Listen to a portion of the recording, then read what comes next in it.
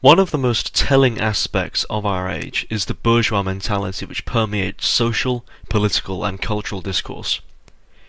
The materialistic or hedonistic value system which has been established regarding right conduct, properness, etc. portrays an awful shallowness and vapidity in the lives of most moderns, as well as contemporary institutions. Nowadays, things are done for perhaps two reasons at most. On the one hand, because something feels good or pleasurable, and on the other, because it assists in the making of money and or the facilitation of the former state. The spirit is that which is beyond life, and one need not venture far to realize the profound anti-spiritual attitude which permeates the age, content to confine experience and knowledge on the worldly plane, within the parameters of that which can be understood sensually, or at the lower psychological level. Those of us, then, who are differentiated, have an upwards battle to fight, which rests not merely upon the mortal physical plane of our person, of our daily lives, careers, and so forth, but also at the higher aesthetic and existential level. What is life? Why continue? What do I get up for in the morning?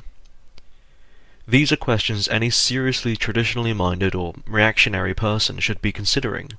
Why contribute to the world if there are no organic forms left?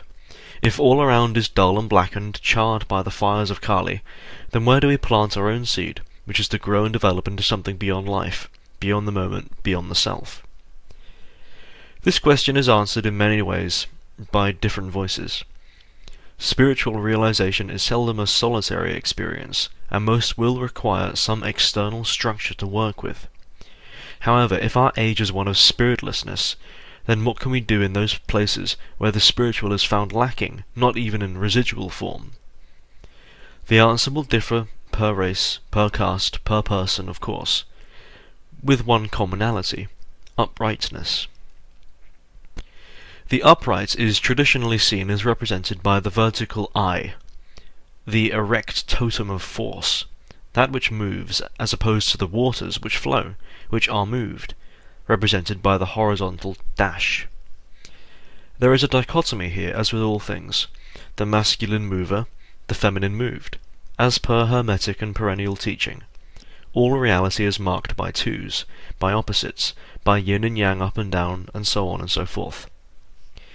Personally, my awakening, as it were, began when I was about 14 or 15, when I first became accustomed to the culture of the young, of the millennial, parties, drugs, casual sex, progressive politics, and so on. What sickened me about all of it was not that I had any ideological disagreement with feminism and the like at the time, or that I particularly cared about the pseudo-private lives of other people. No, what stunned me was the overall emptiness of this style of living and thinking, the formlessness of it, the soullessness. It bored the life out of me. It is unrelentingly dull to sleep around with various people for fun, free, casual sex. It is terribly uninteresting to share your stories about tripping on ketamine or methamphetamines or whatever else. It is so palpably boring to hear you talk about the way you got wasted at your recent party, even if you got more wasted than last weekend's party, or the weekend prior still. It is totally and irrevocably uninspiring to hear how about you struck your last purchase of cannabis at half price. I digress though, you get the point. Jonathan Bowden was quoted as saying, "I'm drawn to extremism. I've always been an extremist, but I'm not drawn to the usual forms of counter-bourgeois extremism which exist on the left." So, with me, the elitist spine that has to subsist in everything prevents me from going in a leftwards direction, because egalitarianism is a bore. There's nothing more boring than egalitarianism. There's nothing more aesthetically sterile. And that's why the truth is on the right side. Value does not come from some earthbound utilitarianism. Value in life is attributed based upon correspondence to principles which transcend the moment. This is the basis of religion, and the spirit more generally, and why mankind will never be totally aspiritual. He longs upwards, or rather, there will always be one man amid the flock who will go upon his own path and seek to make something of himself which stands beyond the moment and his mortality. What really strikes me, and what I think I originally understood at an intuitive level, is the sheer horizontality of the modern world. the facet which seeks to bring all existence down to the lowest level, to destroy the notion of greatness, the notion of beauty, the notion of, at its core, what distinguishes hierarchy between one thing and another, at the ontological level. There is a levelling, mechanized process which marks modernity. Mechanized is an interesting word because it implies several things. It implies a robust and continual, thoughtless process, something which occurs despite anything external. It implies a standardization, a creation of the one-size-fits-all genre. It is the Leviathan, the monolithic superstructure which seeks to destroy all in its wake and path simply because it can. In fact, it could do nothing else. It implies a mindlessness, a zombie-like quality of thoughtlessness, repeated action just for its own sake. Not the creation of anything, only the changing of something external upon which is then inflicted sheer and pure mathematics. A sort of unnatural asymmetry, which churns out the same thing again and again and again. This perfectly describes our inverted horizontal age. René Guénon's masterwork, The Reign of Quantity and Signs of the Times, speaks of our modern world in a similar manner.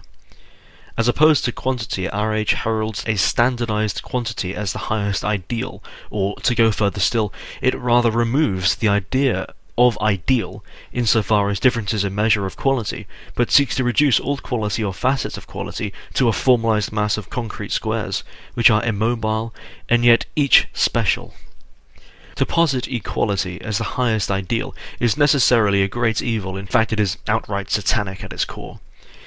It is the denial and destruction of all that which is colourful, distinct, and all which is verdant and illumined. One finds this essence at the core of bureaucracies, the impersonal and chivalrous nonsense masquerading as modern warfare, the standardized and pointless rubbish being peddled as education nowadays, which only serves to push new bodies into the psycho-ideological factory of modern university and lasso workforce, in the culture of America and its via global capitalism overseas infestations, and so on. Anything which could try to pretend to be representative of value is quickly subsumed by worthless paper money, which holds that if the soulless worthless drones do not like it, it's not worth bothering with. Because of course the plebeians know exactly what's worth living and dying for. Our age is a mechanized age, a soulless leviathan which marches onwards because it has nothing to die for. One asks people why they do what they do in daily life, and you're met by one of either two responses. On the one hand for money, and on the other because why not? Well, I implore you to start asking why.